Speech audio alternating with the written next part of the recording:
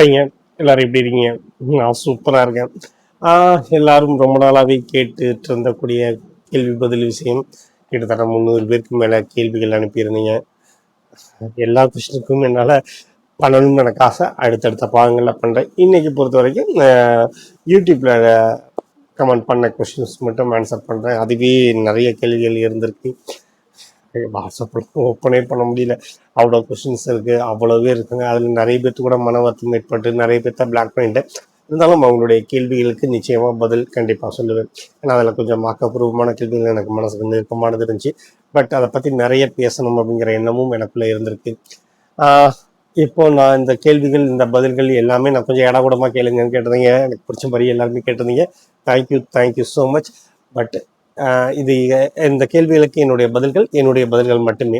அதுதான் தீர்வோ, அதுதான் நியாயமான விஷயமோ, அதுதான் சரியான விஷயமோ அப்படிலாம் எதுவுமே கிடையாது. ஸோ ஜாலியாக ஃபன்னியாக எடுத்து அப்படியே கடந்து போயிடுவோம், அவ்வளோதாங்க. வேறு எதுவுமே கிடையாது. செகண்ட் லவ் பற்றி நான் ஒரு தடவை பேசிகிட்டு இருக்கும்போது, ஒரு தடவை தான் காதல் அப்படிங்கிறது பைத்தியக்காரத்தனமான ஒரு விஷயம். ஒருவரையும் காதல் வரும் அப்படிங்கிறது. ஏன்னா கண்ணதாசன் ஒரு வரி சொல்லுவார், ஒரு முறைதான் காதல் என்பது ஓகே, அந்த ஒரு முறை எது அப்படிங்கிறது தான். அந்த மாதிரி காதல் தங்களுடைய வாழ்நாளில் நிறைய வந்துட்டு இருக்கும். அதை பற்றி ஒருத்தங்க கேள்வி கேட்டிருந்தாங்க. செகண்ட் லவ் இருக்குது அப்படின்னு, ரெண்டாவதாக ஒரு காதல் வருது அப்படின்னா ஃபஸ்ட் காதல் என்ன ஆச்சு? ஒரு குடும்பம், குழந்தைகள் இருக்கு, அதை தாண்டி நீங்கள் ரெண்டாவதாக லவ் பண்ண சொல்கிறீங்களே, இது என்ன அர்த்தம் அப்படிங்கிற மாதிரி கேள்வி கேட்டிருந்தாங்க. நான் ரெண்டாவதாக போய் லவ் பண்ணுங்கன்னு சொல்லல. ரெண்டாவதாகவும் காதல் வரும். ஒரு காதலோ ஒரு உறவோ முறிவு ஏற்பட்டதுக்கப்புறமா அவங்க தான் வாழ்க்கை அப்படின்னு இருந்துட போகிறது கிடையாது. அதை தாண்டி திரும்பவும் நமக்கான நம்மை கொண்டாடக்கூடிய மனிதர்கள் வந்தால் நம் நேசிக்கிறதுல தப்பே கிடையாது.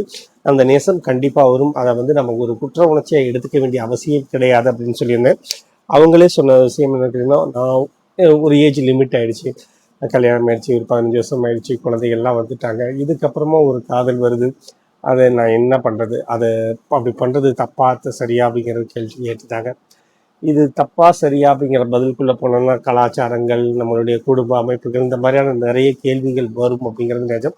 அது சரியான நியாயமான கேள்விகளாகவும் நியாயமான பதில்களாகவும் கூட இருக்கும். பட் பட் அதை தாண்டி ஒரு விஷயம் என்ன கேட்டிங்கன்னா, இது உங்களுடைய வாழ்க்கை. எல்லாத்தையும் தாண்டி நீங்கள் சொல்கிற மாதிரியா ஒரு 15 வயசு ஒரு தாம்பத்திய வாழ்க்கையில் இருந்துட்டு அதை தாண்டி ஒருத்தரை நேசிக்கிறீங்க அப்படின்னா அதில் வெறும் செக்ஸ் மட்டுமே இருக்காது. அதை தாண்டி உங்களுக்கான ஒரு தேடல் இருக்கும்.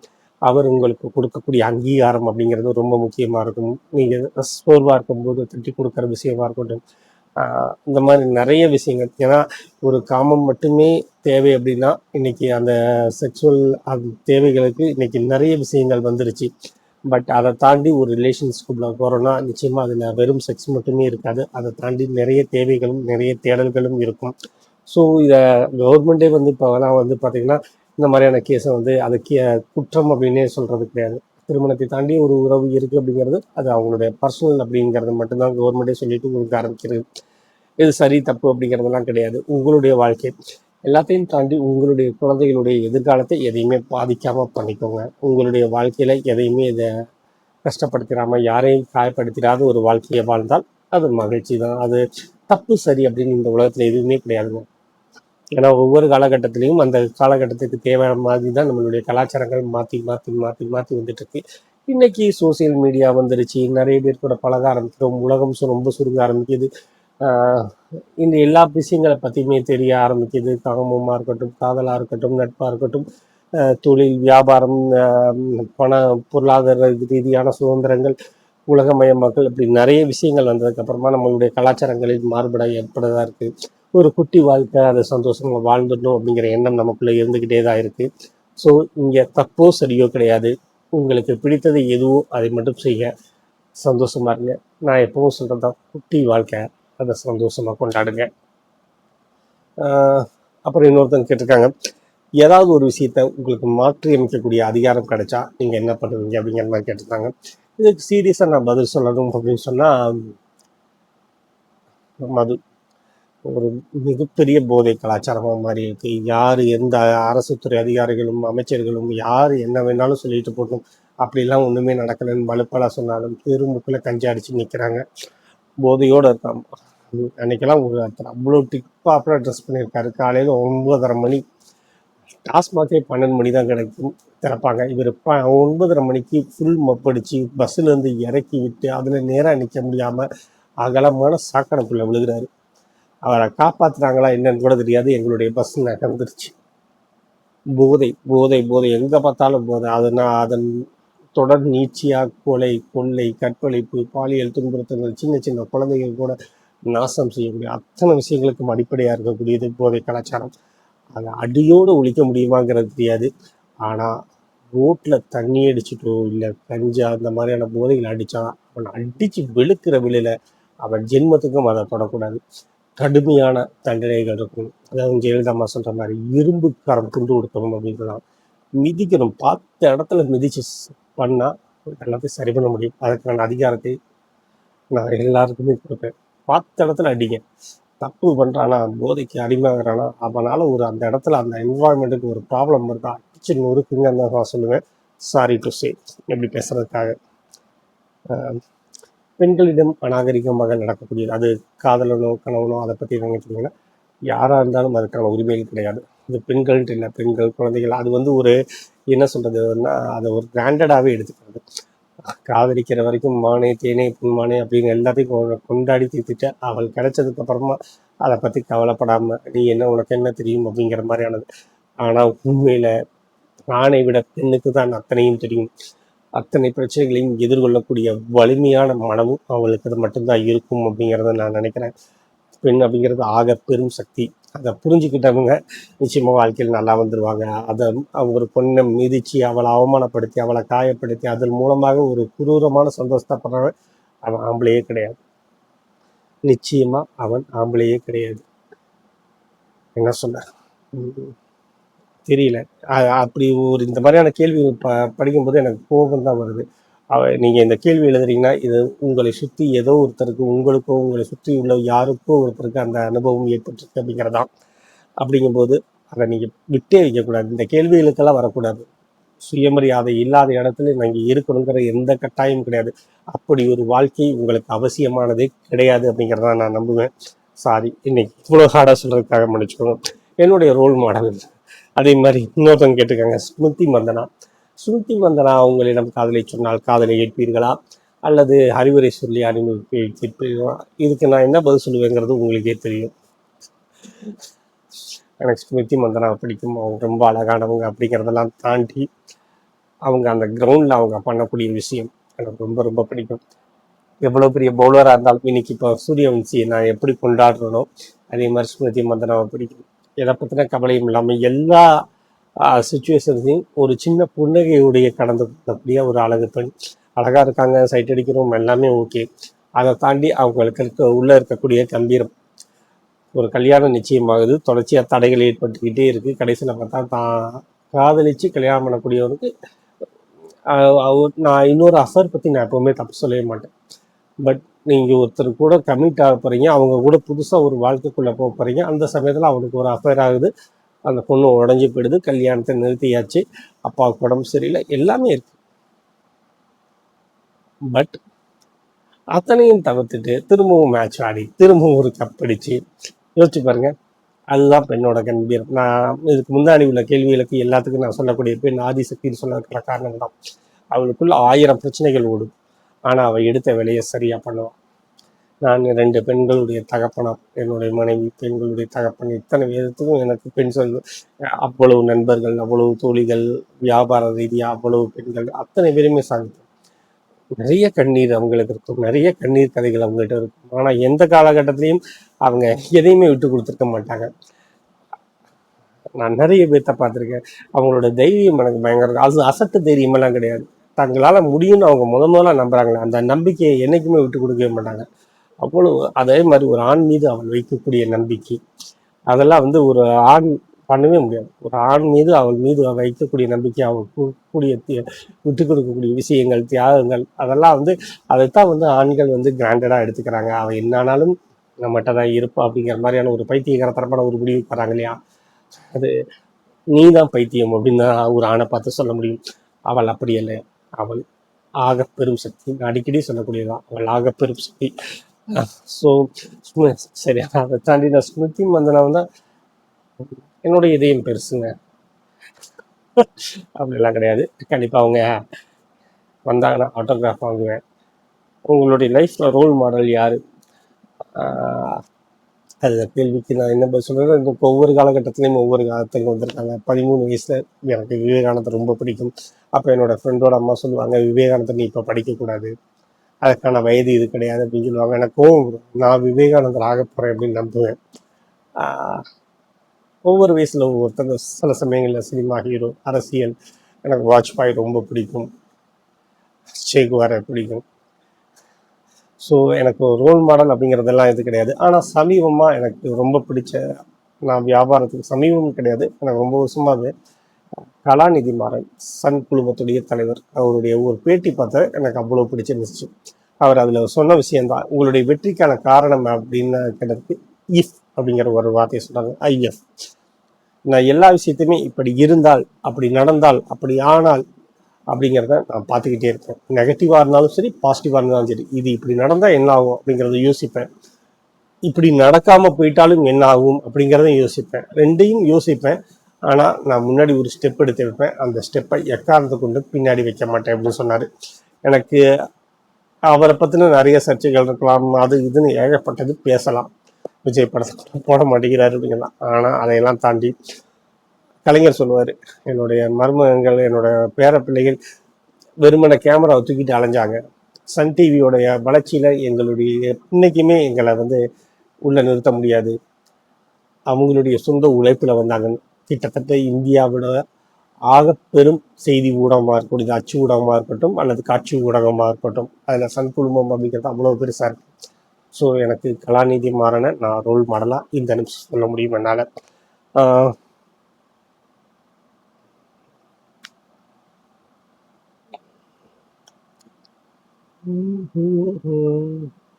விவாகரத்து பற்றின கேள்வி கேட்டிருந்தாங்க. பெருகி வரும் விவாகரத்துக்கள் யாருமே ஒருத்தருக்கு ஒருத்தர் விட்டு கொடுக்கறதே கிடையாது.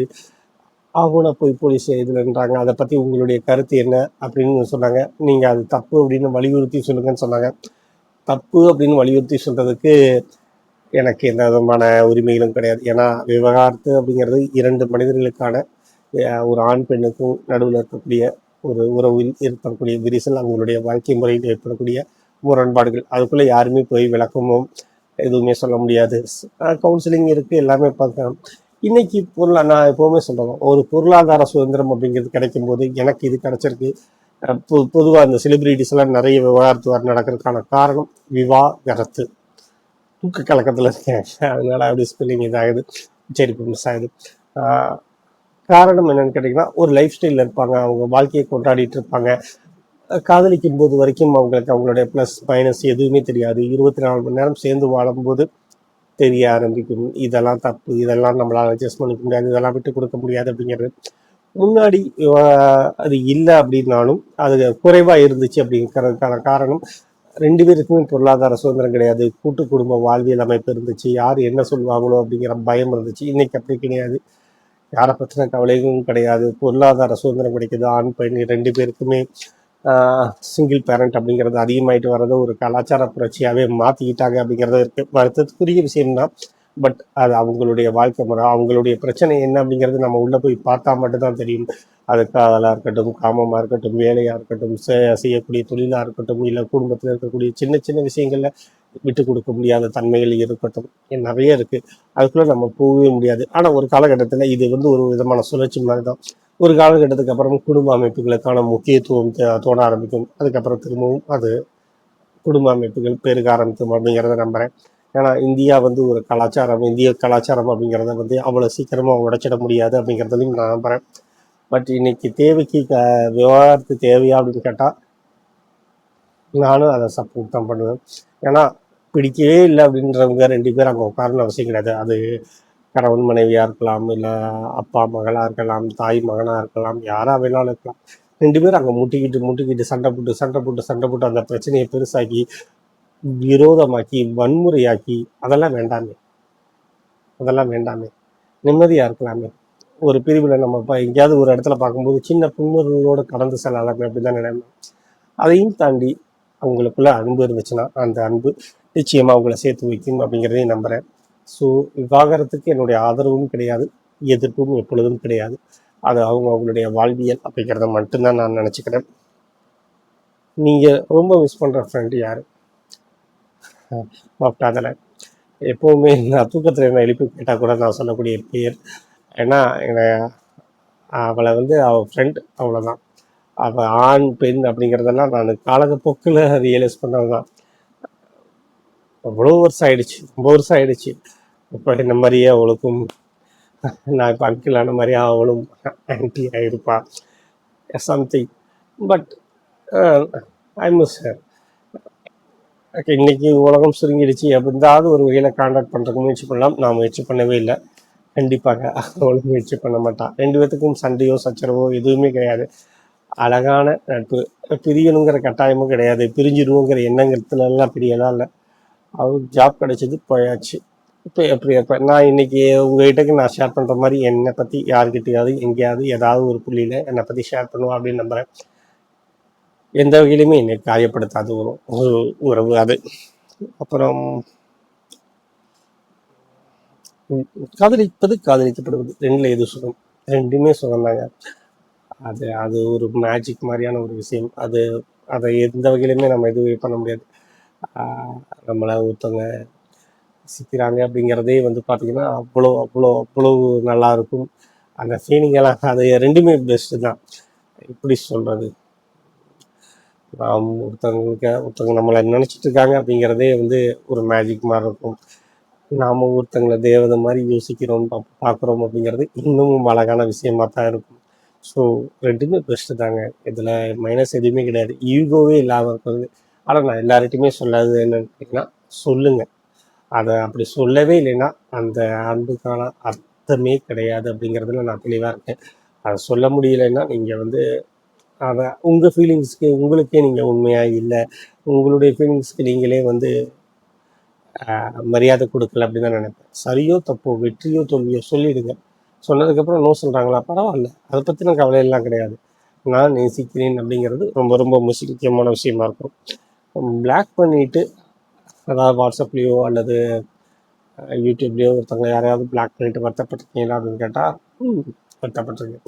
சம்டைம்ஸ் எனக்கு ரொம்ப பிடிக்கும். பட் நிறைய பேர்த்துக்கு துன்பமாக இருக்குங்கிறதுக்காக நான் பிளாக் பண்ணிவிடுவேன், அதுக்காக வருத்தப்படுவேன், எல்லாமே ஓகே. பட் மேக்ஸிமம் என் மேலே அன்பு வச்சுருக்கக்கூடியவங்க, நட்பு வச்சுருக்கவங்க, நான் என்ன பிளாக் பண்ணாலும் என்ன காயப்படுத்தினாலும் என் கூட தான் இருந்திருக்காங்க அப்படிங்கிறது எனக்கு ரொம்ப ரொம்ப சந்தோஷமான விஷயம். அந்த வகையில் நான் பிளஸ்டு, ஆசீர்வதிக்கப்பட்டவன். என்னை விட்டு யாருமே விலகி போனதே கிடையாது. நான் விலகி ஊர்னா கூட இல்லைடா, இருடா, நான் பார்த்துக்கிறேன்டா, நான் இருப்பேன்டா அப்படின்னு சொல்லக்கூடிய மனிதர்கள் என் கூட நிறைய பேர் இருக்காங்க. செகண்டில் ஒருவருக்கு நன்றி சொல்ல வேண்டும், ஒருவரை திரும்பி பார்க்கவே கூடாது அப்படின்னா, ஒருவருக்கு நன்றி சொல்ல வேண்டும் அப்படின்னு சொன்னால் அப்படியெல்லாம் சொல்லவே முடியாதுங்க. நிறைய நிறைய பேர்த்துக்கு இருக்குது. ஒரு சிலருக்கு மட்டுமே, ஒருவருக்கு மட்டுமே நன்றி சொல்லணும்னு சொன்னீங்கன்னா கூட என்னால் பொது வழியில் சொல்ல முடியாது. அந்த மாதிரி நிறைய மனிதர்கள் இருக்காங்க. அத்தனை பேருக்கும் என் வாழ்நாள் முழுதும் என் நன்றியும் பேரன்பும் அவங்களுடைய பாதங்களில் இருந்துக்கிட்டே இருக்கும். சண்டை போட்டாலும், சேர்ந்தாலும், பிரிஞ்சாலும், எதுவாக இருக்கட்டும், அவங்களுடைய நன்றி அப்படிங்கிறது அவங்களுடைய பாதங்களில் இருந்துகிட்டே இருக்கும். யாரும் ஒருத்தரை பார்த்தா கூட திரும்பியே பார்க்கக்கூடாதுன்னா நான் கடவுளை சொல்லுவாங்க. அந்த ஆள் வந்தானா அவன் மூஞ்சியில் கூட முளைக்க மாட்டேன், நான் பாட்டு போயிட்டே இருப்பேன் அப்படிங்கிறதான் நிஜம். நல்லது செஞ்சுட்டு ரெகக்னேஷன் கிடைக்கல அப்படின்னு நீங்கள் வருத்தப்பட்டு இருக்கீங்களான்னு, நிச்சயமாங்க. நிறைய இடத்துல நான் நல்லது மட்டும்தான் செஞ்சுருப்பேன், நல்லது மட்டும்தான் யோசிச்சிருப்பேன், நல்லது மட்டும்தான் பேசியிருப்பேன். பட் அதுக்கான மரியாதையோ அதுக்கான அங்கீகாரமோ பல சமயங்களில் கிடைக்காம போயிடும். இது எனக்கு மட்டும் இல்லை, எல்லாரும் லைஃப்லேயுமே நடந்துட்டு இருக்கக்கூடியது. நமக்கு நம்ம சரியாக தான் செஞ்சுருக்கோம், ஓகே அப்படிங்கிற ஒரு திருப்தி இருக்கும் இல்லையா? அந்த திருப்தியோட கலந்து போகிறது நல்லது. அது நமக்கு நிறைய விஷயங்களை நமக்கு ஏதோ ஒரு விதத்தில் நமக்கு பின்னாடி அது பயன்படும் அப்படிங்கிறதுலையும் நான் நம்பிக்கையாக இருக்கேன். எங்கேயோ ஏதோ ஒரு மூலையில் நான் செஞ்ச நல்லது, எங்கேயோ ஏதோ ஒரு மூலையில் நான் செஞ்ச ஒரு புண்ணியம் என்னை எல்லா சமயங்கள்லையும் என்னை தூக்கி காப்பாற்றுது அப்படிங்கிறதையும் நம்புகிறேன். ஸோ அங்கீகாரம் அப்படிங்கிறது சக மனிதர்கள் கொடுக்கறத தாண்டியும் இந்த பிரபஞ்சம் நம்மளை பார்த்துக்கிட்டே இருக்குது, நமக்கு நிச்சயமாக கொடுக்கும் அப்படிங்கிறத நான் நம்புகிறேங்க. அப்புறம் அவங்களே கேட்டுருந்தாங்க, பெண்கள் சமூகத்தில் இருக்கிறவங்க படக்கூடிய இன்னல்கள் பற்றி ஒரு வீடியோ போடுங்க அப்படிங்கிற மாதிரி சொல்லியிருந்தாங்க.